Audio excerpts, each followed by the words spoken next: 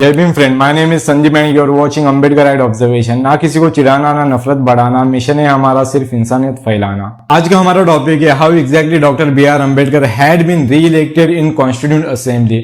Doctor Baba Saheb Ambedkar ji को दोबारा constituent assembly में किस प्रकार चुना गया। अब जिन लोगों को यही पता नहीं कि डॉक्टर बाबा साहेब अम्बेडकर पहली बार संविधान सभा में कैसे चुनकर गए, उन लोगों को इस वीडियो को समझने के लिए कठिनाइयां होगी।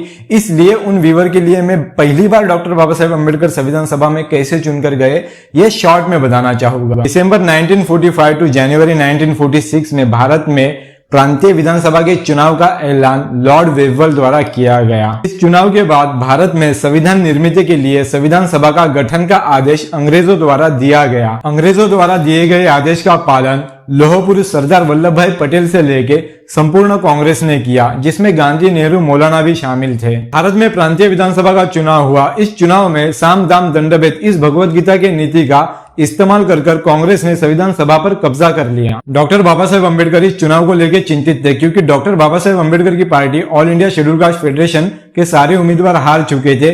केवल बंगाल से जोगेंद्रनाथ मंडल चुनकर आए थे। इसलिए डॉक्टर बाबा साहेब अम्बेडकर को चिंता थी, अगर मैं इस संविधान सभा में नहीं जाऊंगा तो मेरे समाज के अधिकार, मेरे समाज के हक की बात इस संविधान सभा में कौन करेगा। 1930-31 में जो राउंड टेबल कॉन्फ्रेंस हुई थी, उस राउंड टेबल कॉन्फ्रेंस में डॉक्टर बाबा साहेब अम्बेडकर ने गांधी को एक्सपोज कर दिया सारे दुनिया के सामने। डॉक्टर बाबा साहेब अम्बेडकर गांधी की इस हरकत से वाकिफ थे। जब भी गांधी एक्सपोज होते तो वो षड्यंत्र करते हैं। डॉक्टर बाबा साहेब अम्बेडकर के साथ ही शेड्यूल कास्ट फेडरेशन के उन्होंने डॉक्टर बाबा साहेब अम्बेडकर को रिक्वेस्ट की कि डॉक्टर बाबा साहेब अम्बेडकर, आप संविधान सभा में चुन के आओगे नहीं आओगे हम तो नहीं जानते, पर अगर हम संविधान सभा में चुन के जाते हैं तो आपकी बात, हमारे समाज की बात हम संविधान सभा में रख पाए, इसके लिए कुछ दस्तावेज आप तैयार कीजिए। तब डॉक्टर बाबा साहेब अम्बेडकर ने स्टेट एंड माइनॉरिटी नामक एक ग्रंथ लिखा। वो ग्रंथ कोई आम ग्रंथ नहीं है। संविधान जिस तरह से होता है, जिसमें अनुच्छेद होते हैं, सेक्शन होते हैं, उस तरह से डॉक्टर बाबा साहेब अम्बेडकर ने स्टेट एंड माइनॉरिटी नामक ग्रंथ लिखा, जिसमें अनुच्छेद और सेक्शन के साथ वो ग्रंथ पब्लिश किया गया 1945 में। मूलभूत अधिकार की बात बताने वाला स्टेट एंड माइनॉरिटी इस डॉक्टर बाबा साहेब अम्बेडकर के ग्रंथ में social equality, political equality, economic equality, social justice, political justice, economic justice, इसकी बात की गई है। इसलिए इस ग्रंथ को मिनी कॉन्स्टिट्यूशन ऑफ इंडिया भी कहा जाता है। अगर संविधान सभा में बाबा साहेब अम्बेडकर चुन के नहीं जाते तो डॉक्टर बाबा साहेब अम्बेडकर द्वारा लिखित स्टेट एंड माइनॉरिटी इस ग्रंथ के आधार पर हम हमारे हक की बात संविधान सभा में करने वाले थे। पर बंगाल के जोगेंद्रनाथ मंडल, इन्होंने डॉक्टर बाबा साहेब अम्बेडकर को रिक्वेस्ट की बंगाल से चुनाव लड़ने के लिए, और डॉक्टर बाबा साहेब अम्बेडकर बंगाल से चुनाव लड़े और भारत में सबसे भारी बहुमत में डॉक्टर बाबा साहेब अम्बेडकर बंगाल से चुनकर आए। जोगेंद्रनाथ मंडल के वजह से डॉक्टर बाबा साहेब अम्बेडकर को वोट देने वाले लोग नमोशूद्रा जाति के थे, जो शेड्यूल कास्ट थे। इसलिए डॉक्टर बाबा साहेब अम्बेडकर के शेड्यूल कास्ट फेडरेशन के साथ ही जोगेंद्रनाथ मंडल, इनको श्रेय देने में मुझे थोड़ी भी हिचकिचाहट नहीं होती, जिन्होंने डॉक्टर बाबा साहेब अम्बेडकर को संविधान सभा में भेजने के लिए महत्वपूर्ण योगदान दिया। इस प्रकार डॉक्टर बाबा साहेब अम्बेडकर भारत के संविधान सभा में पहुंचे। पर किस्सा यहाँ खत्म नहीं होता। डॉक्टर बाबा साहेब अम्बेडकर को रोकने की लाख कोशिश करने के बावजूद डॉक्टर बाबा साहेब अम्बेडकर जोगेंद्रनाथ मंडल के सहकार्य से संविधान सभा में पहुंचे। संविधान सभा में पहुंचने की वजह से जोगेंद्रनाथ मंडल को सबक सिखाना था। जब भी गांधी, नेहरू, पटेल हारते हैं तो वह षड्यंत्र करते हैं। इससे जोगेंद्रनाथ मंडल और डॉक्टर बाबा साहेब अम्बेडकर दोनों वाकिफ थे। जब भारत पाकिस्तान का बंटवारा हो रहा था तो जिस जेसोर खुलना से डॉक्टर बाबा साहेब अम्बेडकर चुनकर आए थे, वह पूरा हिस्सा हिंदुओं की आबादी 60% होने के बावजूद वो हिस्सा पाकिस्तान को दे दिया गया। जोगेंद्रनाथ मंडल तो उस इलाके में रहते थे, वो हिस्सा पाकिस्तान में चला गया, इसलिए जोगेंद्रनाथ मंडल भी पाकिस्तान में चले गए। पर डॉक्टर बाबा साहेब अम्बेडकर मुंबई में रहते थे। डॉक्टर बाबा साहेब अम्बेडकर ने कहा कि मेरा समाज तो पूरा भारत में है, तो पाकिस्तान में जाकर मैं क्या करूंगा। इसलिए डॉक्टर बाबा साहेब अम्बेडकर ने पाकिस्तान में जो उनकी सदस्यता चली गई थी संविधान सभा की, वो उन्होंने इस्तीफा देकर छोड़ दी और डॉक्टर बाबा साहेब अम्बेडकर सदस्यहीन हो गए। डॉक्टर बाबा साहेब अम्बेडकर को इस तरह अपना सदस्य संविधान सभा का छोड़ना पड़ा। अब हमारा मूल विषय शुरू होता है। डॉक्टर बाबा साहेब अम्बेडकर को वास्तव में दूसरी बार संविधान सभा में किस प्रकार चुना गया। दोस्तों, तुम्हें थोड़ा फ्लैशबैक में लेके जाता हूँ। 6 दिसंबर 1946 में संविधान सभा का निर्माण हुआ, जिसके हिस्सेदार doctor Baba Saheb Ambedkar schedule caste federation के साथ ही जोगेंद्रनाथ मंडल के वजह से बन पाए। 9 दिसंबर 1946 को संविधान सभा की पहली बैठक हुई, जिसमें सबसे बुजुर्ग इंसान सच्चिदानंद सिन्हा को टेम्पररी अध्यक्ष बनाया गया। 10 दिसंबर 1946 के बैठक में रूल्स रेगुलेशन पे बातें चलती रही। 11 दिसंबर 1946 में सच्चिदानंद सिन्हा का टेम्पररी अध्यक्ष पद हटाकर राजेंद्र प्रसाद को परमानेंट चेयरपर्सन, परमानेंट अध्यक्ष बनाया गया। 13 दिसंबर 1946 जो सबसे महत्वपूर्ण तारीख है, क्योंकि इसी दिन पंडित जवाहरलाल नेहरू ने एम्स एंड ऑब्जेक्टिव रेजोल्यूशन संविधान सभा के सामने रखा था। उद्दिष्ट और ध्येय संविधान के क्या होना चाहिए, यह प्रस्ताव संविधान सभा में 13 दिसंबर 1946 में पंडित जवाहरलाल नेहरू ने रखा था। इस प्रस्ताव पर 17 दिसंबर 1946 में एम.आर. मसानी ने अपनी बात रखी। उनके बाद फ्रैंक एंथोनी ने अपनी बात रखी। उनके बाद श्यामा प्रसाद मुखर्जी ने अपनी बात रखी और 17 दिसंबर 1946 में चौथे नंबर के स्पीकर डॉक्टर बाबा साहेब अम्बेडकर को मौका मिला उनकी बात रखने का। जैसे ही बाबा साहेब अम्बेडकर का भाषण शुरू होता है, उस भाषण को धूल चटाने के लिए, उस भाषण को उधेड़ देने के लिए कांग्रेस के सदस्यों को सभा शुरू होने से पहले ही कहा गया था। ये बात मैं नहीं कह रहा हूं, ये बात काका साहेब गाडगिल जो कांग्रेस के निष्ठावंत नेता थे, निष्ठावंत कार्यकर्ता थे, जो संविधान सभा के सदस्य भी थे, उन्होंने अपने बुक में लिख कर रखी है। आगे काका साहेब गाडगिल कहते हैं, डॉक्टर बाबा साहेब अम्बेडकर का भाषण इतना प्रभावशाली था कि हम भूल गए हमें डॉक्टर बाबा साहेब अम्बेडकर के भाषण का विरोध करना है। और जैसे ही डॉक्टर बाबा साहेब अम्बेडकर का भाषण समाप्त होता है, तो जो हम उनको विरोध करने आए थे, हम बेंच को अपना हाथ थपथपाकर बाबा साहेब अम्बेडकर के भाषण का स्वागत कर रहे थे।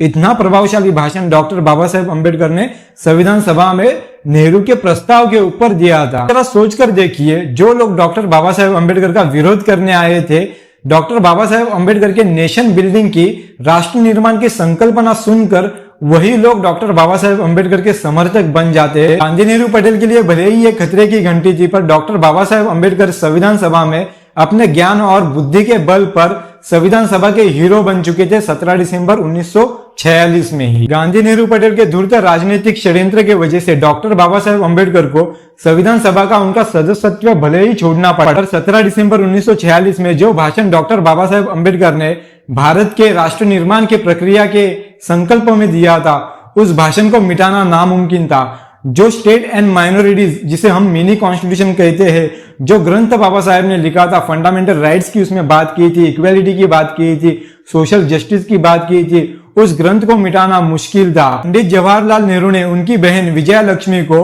British lawyer sir Williams Ivor Jennings को मिलने भेजा था। मिलने इसलिए भेजा था क्योंकि कॉन्ट्रैक्ट बेसिस पे भारत का संविधान लिखवाना था आइवर जेनिंग्स से, पर आइवर जेनिंग ने कहा कि मुझसे संविधान लिखवाने से अच्छा आपके देश में डॉक्टर बी.आर. अम्बेडकर नाम का एक व्यक्ति है जो आपके देश का संविधान लिख सकता है। जब ये बात गांधी नेहरू पटेल को पता चली, तो उनके पास कोई ऑप्शन नहीं था सिवाय डॉक्टर बाबा साहेब अम्बेडकर के सामने घुटने टेकने के अलावा, या कहो नतमस्तक होने के अलावा। गांधी नेहरू पटेल की वजह से डॉक्टर बाबा साहेब अम्बेडकर पहली बार संविधान सभा का सदस्य बन नहीं पाए। जब जोगेंद्रनाथ मंडल ने संविधान सभा में पहुंचने के लिए डॉक्टर बाबा साहेब अम्बेडकर की मदद की, तब वो इलाका 60% हिंदू का होते हुए भी वह पाकिस्तान को दे दिया गया।